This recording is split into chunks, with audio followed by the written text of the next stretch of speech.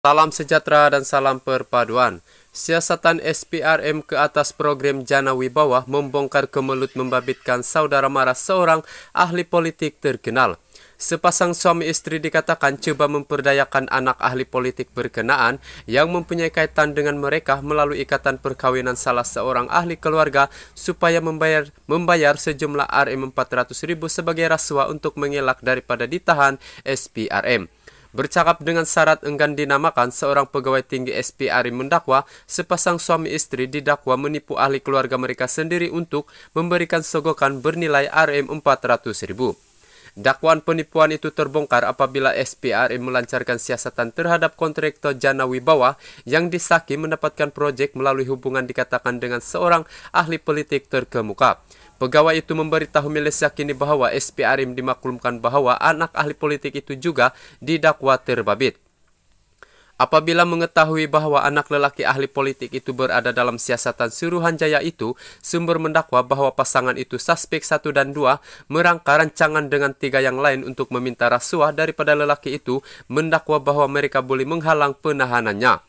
Salah seorang rakan sejenayah mereka ialah pegawai SPRM suspek 3 yang pernah menjadi sebahagian daripada operasi membanteras rasuah terhadap Jana Wibawa tetapi tidak dalam kedudukan untuk menentukan arah siasatan. Suspek 1 berjumpa dengan anak ahli politik itu dan mendakwa boleh mengatur supaya dia tidak ditahan. Anak lelaki ahli politik itu kemudian dilaporkan pergi kepada abang iparnya, seorang lagi ahli perniagaan yang juga abang kepada suspek 2 untuk mendapatkan bantuan. Abang ipar abang kepada suspek 2 yang mengeluarkan Rp400.000 untuk membantu membayar rasuah dakwa pegawai itu. Menurutnya, wang Rp400.000 itu didakwa telah dibayar pada 6 Mac lalu. Apabila SPRM mendapat maklumat itu, sumber berkata operasi untuk menahan suspek telah dilancarkan dan sebahagian daripada wang itu ditemui apabila pasukan pencegah rasuah itu menyerbu beberapa premis. Pada 9 Mac lalu, SPRM menahan 4 suspek termasuk pegawainya yang bersebahat dengan mereka.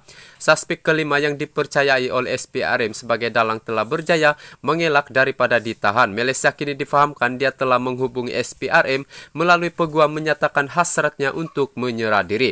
Pegawai itu mendakwa suspek telah cuba memanfaatkan keadaan untuk memerawang daripada anak ahli politik itu. Pegawai SPRM terbabit tidak bertanggung jawab dalam siasatan, dia hanya terlibat dalam salah satu operasi tambahnya. Malaysia kini telah tidak menyebut nama suspek karena mereka masih belum didakwa di mahkamah.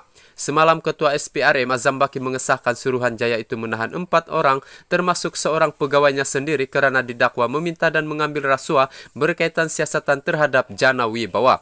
Jana Wibawa atau Program Penjanaan Ekonomi Pemerkasaan Kontraktor Bumi Putra diperkenalkan pada November 2020 semasa pentadbiran bekas Perdana Menteri Muhyiddin Yassin. Ia merupakan projek rangsangan yang bertujuan memperkasakan kontraktor Bumi Putra ketika pandemik COVID-19.